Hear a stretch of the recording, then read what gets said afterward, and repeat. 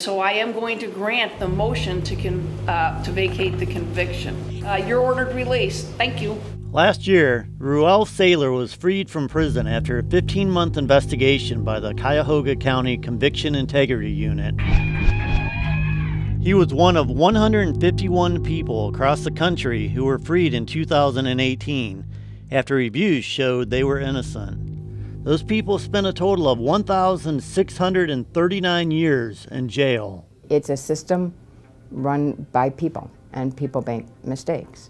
And oftentimes, we don't know everything at the time that you're prosecuting a case. Valerie Newman is the director of the Wayne County Conviction Integrity Unit located in Detroit.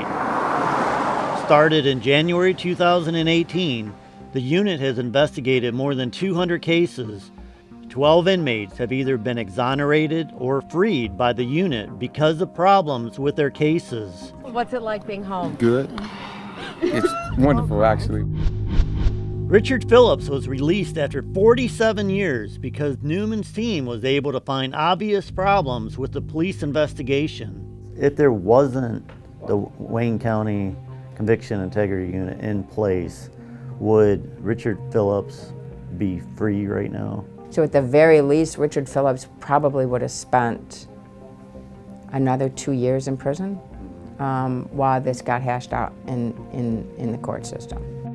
There are now 44 conviction integrity units across the country, and 7 of those are in counties smaller than Lucas County.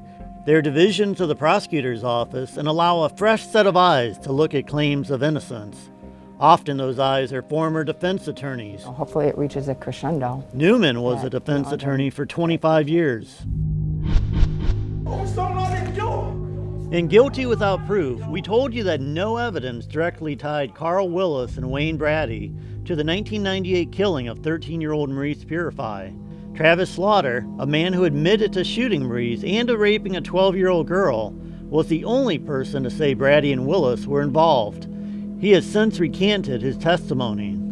But at every step of the appeals process, Brady and Willis have been opposed by Lucas County Assistant Prosecutor Andy Lastra and the investigators who put them in prison in the first place. There is no set of fresh eyes looking at their case. There is no conviction integrity unit in Lucas County. They're going to need more judges. When asked her thoughts on ensuring the integrity of the judicial process in Lucas County, elected prosecutor Julia Bates emailed the following: "We honor our oaths as lawyers, as prosecutors, our ethics and our commitment to the rule of law to ensure a fair trial and just results for all parties, victims, and suspects alike." In Philadelphia, John Miller was exonerated in July of a 1998 murder.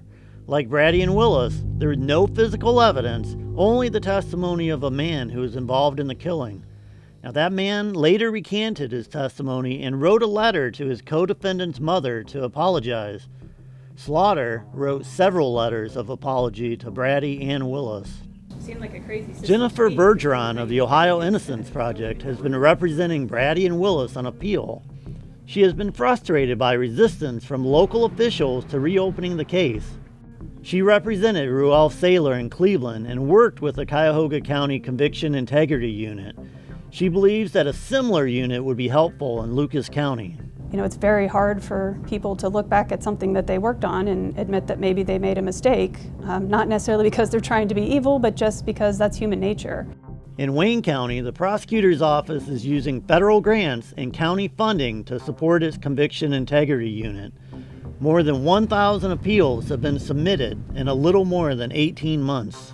I do think there's a problem, and that's why I'm really proud to be doing the work that I'm doing, because you have to acknowledge that mistakes get made in order to be able to fix them. This is a first step. Newman said that Wayne County prosecutor Kim Worthy is committed to conviction integrity, and that she told Newman that we have to get it right because we're dealing with people's lives. And there's plenty of prosecutors out there who don't acknowledge that mistakes get made, and then things can never get better, and you really have to wonder what's going on in an office like that.